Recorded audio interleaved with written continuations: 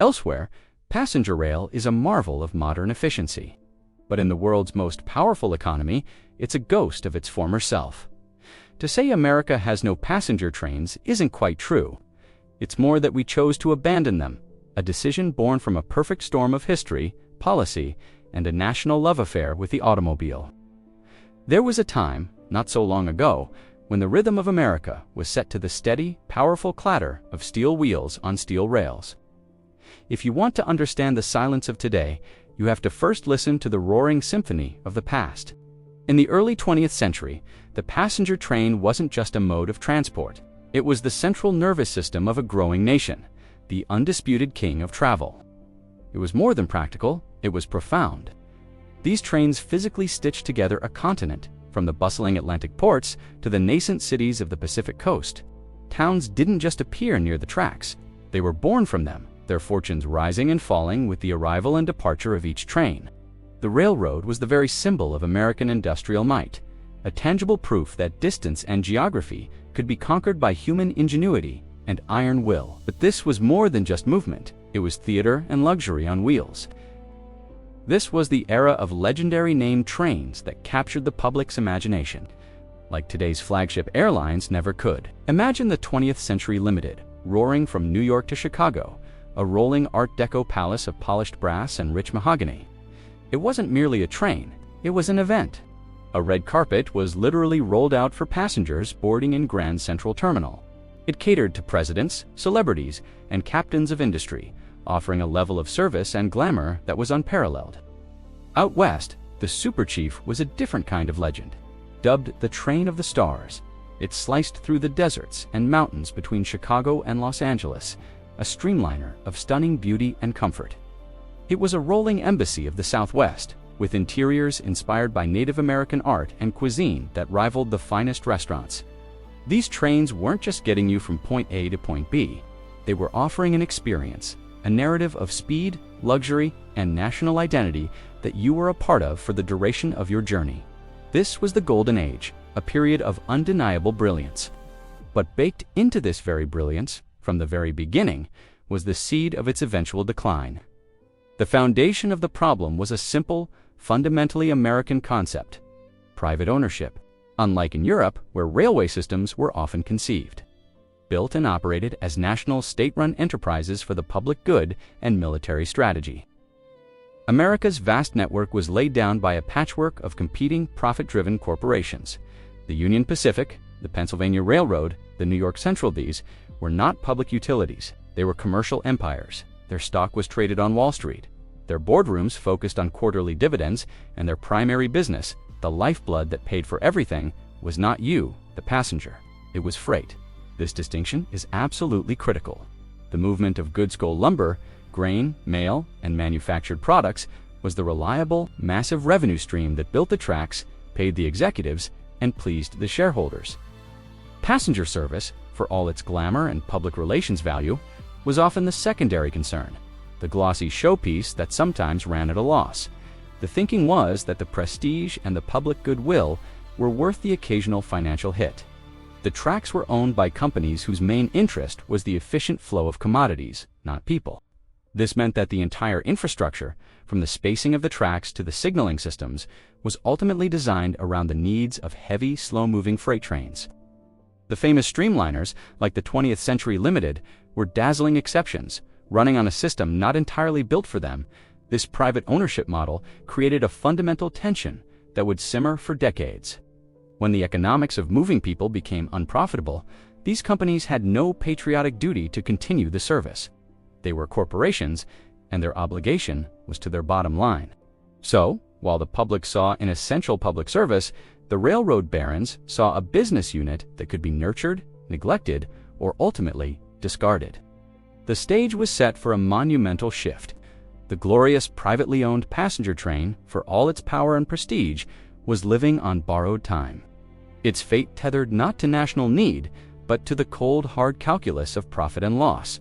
The love affair between America and the rail was deep, but it was about to meet some formidable rivals that would test its commitment to the breaking point. The golden age of rail was not to last.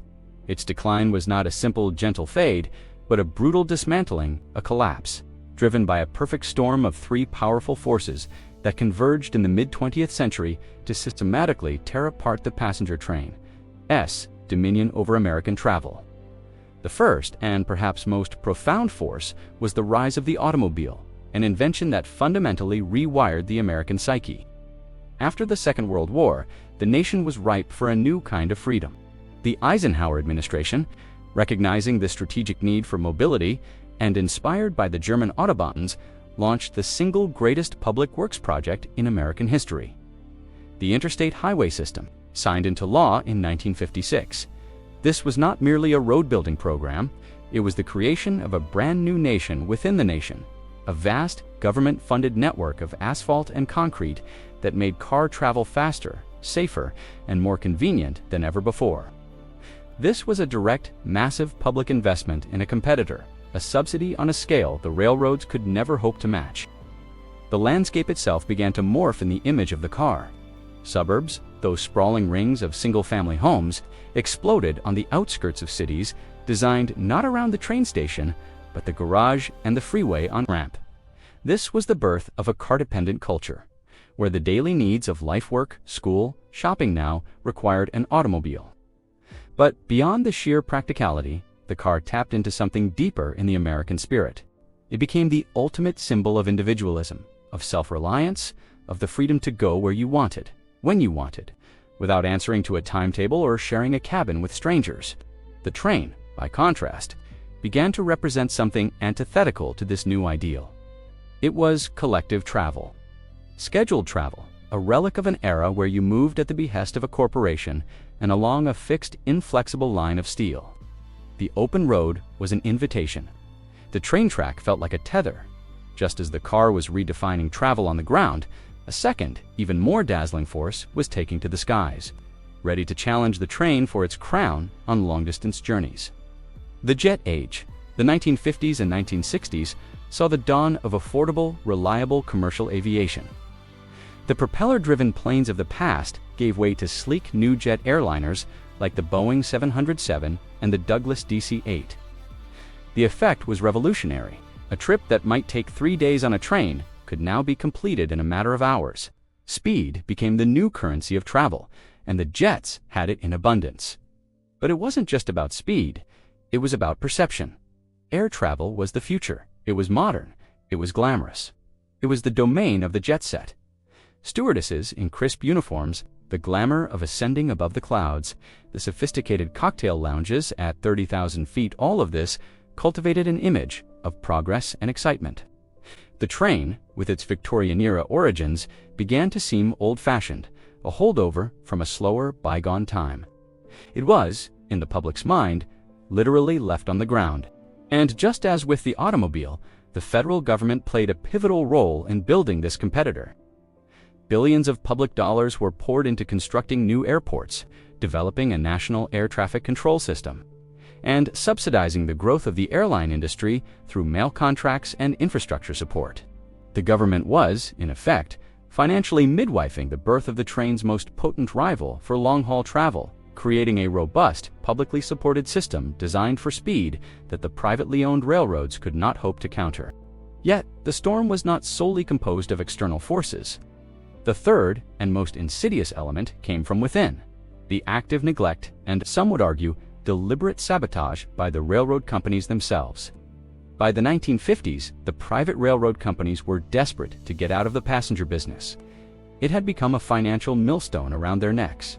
The glamorous named trains were often lost leaders, and the vast network of daily mundane passenger services was bleeding money. Their profitable core was, and always had been, freight. So, they embarked on a conscious strategy to drive passengers away. The service was intentionally allowed to deteriorate into a shabby shadow of its former self. The gleaming, well-maintained cars of the past were replaced with dirty, aging rolling stock. The once proud dining cars saw their menus shrink and their quality plummet. Schedules were padded to account for delays, making trip times seem slower, and on-time performance became a joke, as passenger trains were consistently shunted onto sidings to make way for more profitable freight. It was a vicious, self-fulfilling cycle. The worse the service became, the fewer people chose to ride. The fewer people who rode, the less money came in. which justified further cuts, and more neglect, which drove even more passengers away. The railroads were creating the very evidence they needed to present to the government to prove that passenger service was no longer viable or desired by the public. The final financial pillar was pulled out from under the passenger train in the 1960s with the mail crisis. For decades, one of the hidden economic engines of passenger trains had been the transportation of U.S. mail. Railway, post office cars, sorted by clerks, while the train was in motion, provided a crucial, steady stream of revenue that helped offset the losses from carrying people. But the government, seeking efficiency and speed, began a massive shift of this mail from the rails to the highways and the skies. Trucks and planes could now do the job, and the lucrative contracts were moved. For the railroads, this was a catastrophic financial blow. It removed one of the last remaining economic justifications for running passenger trains at all. The combination was lethal.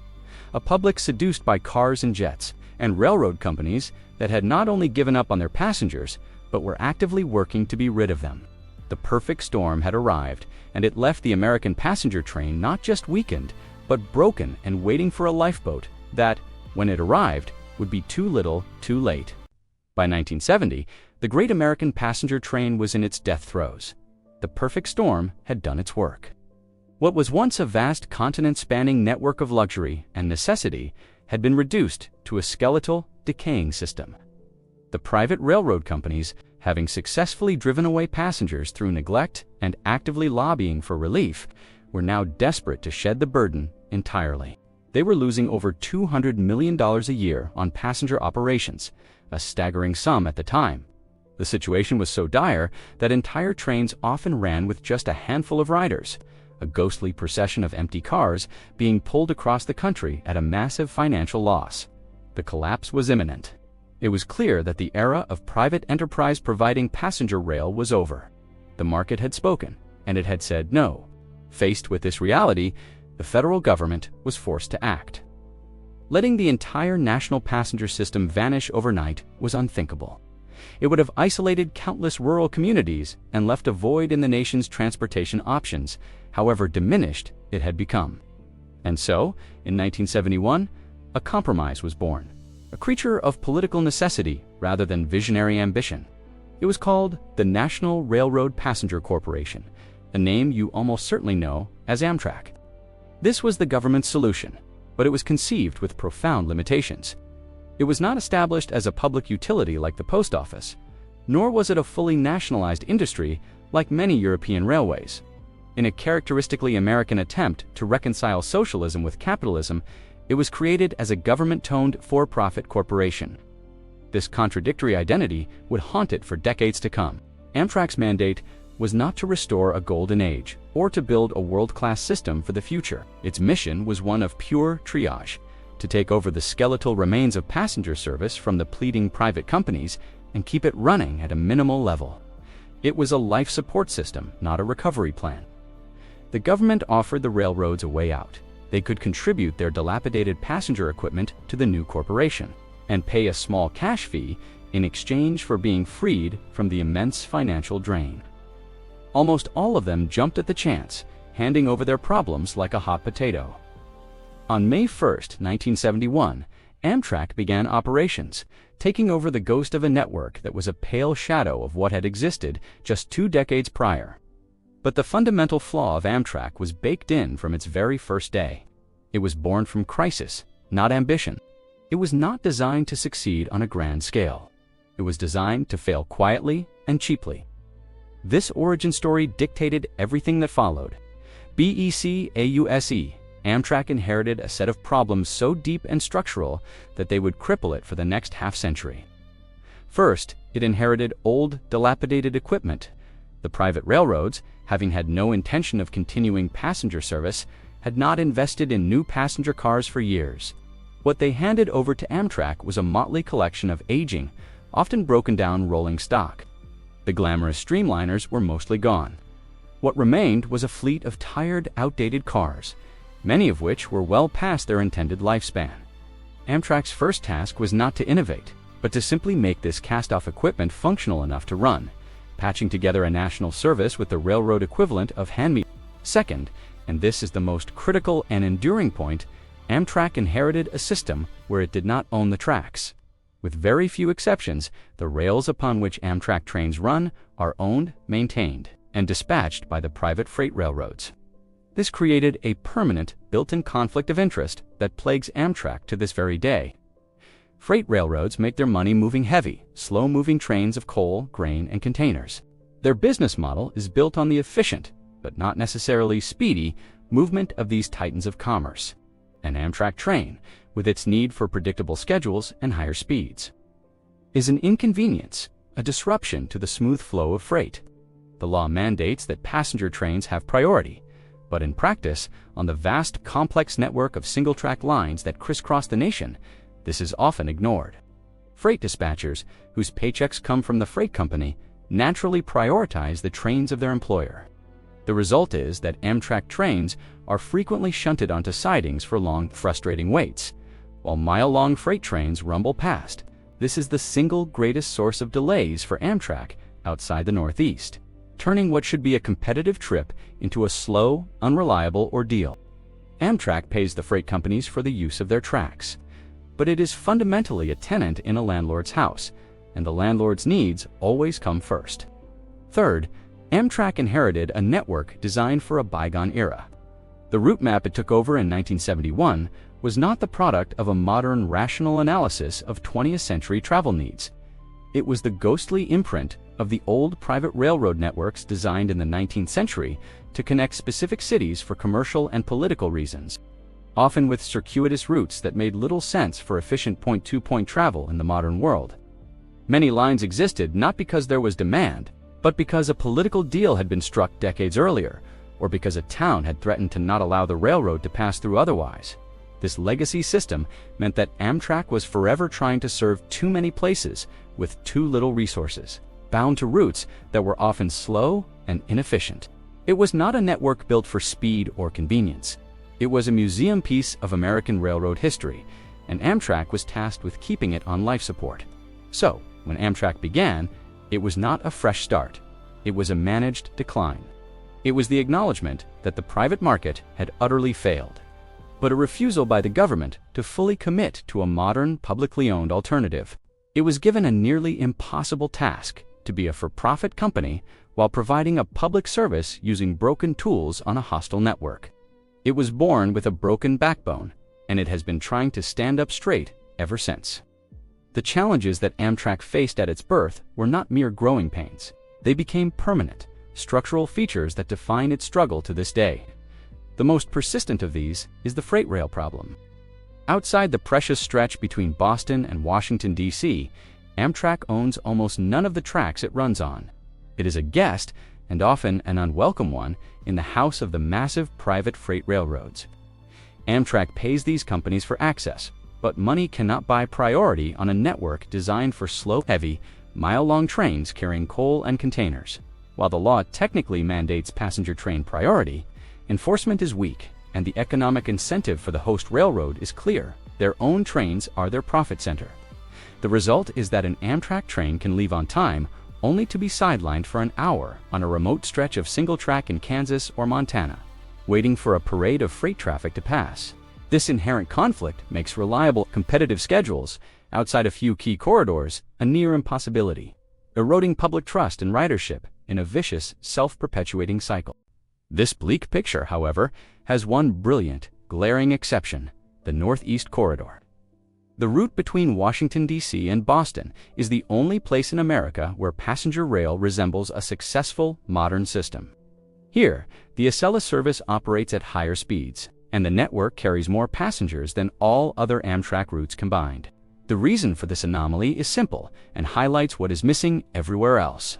First, it has the population density.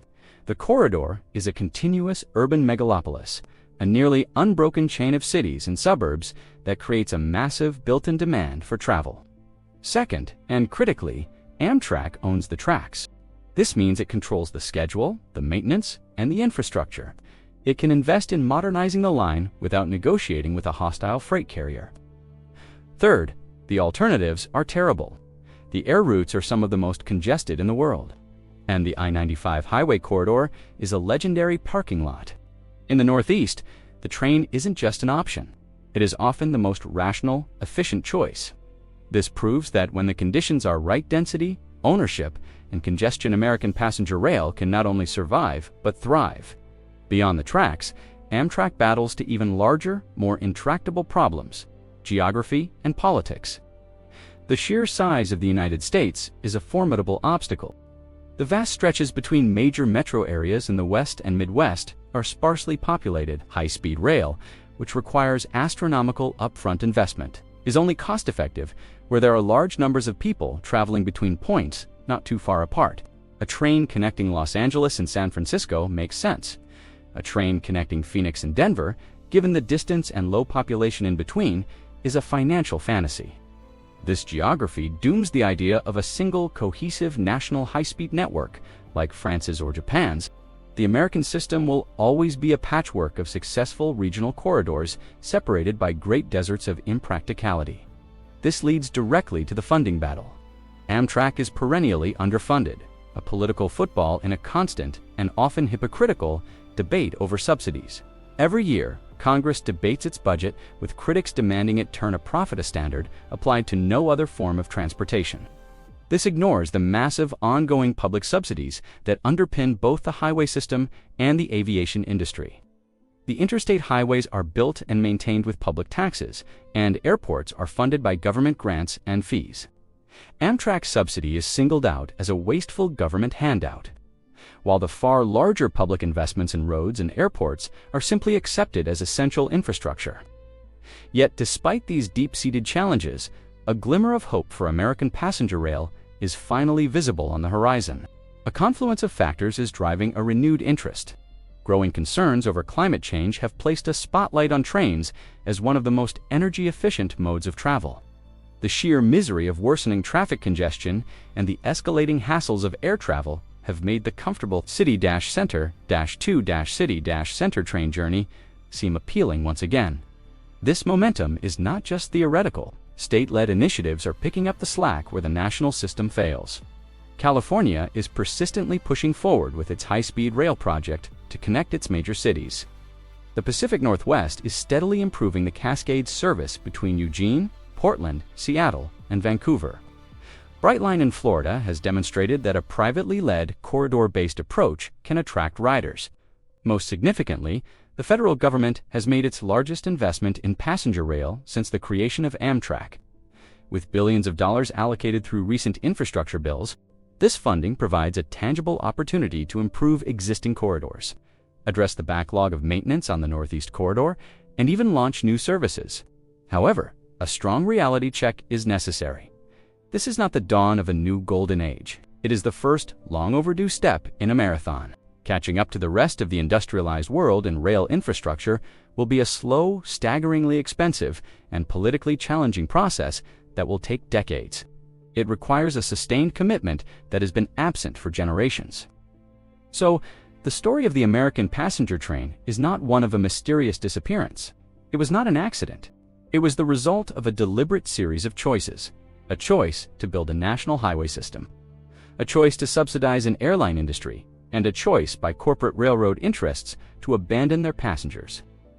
Amtrak was not a solution to these choices, but a consequence of the May life support system, not a thriving network.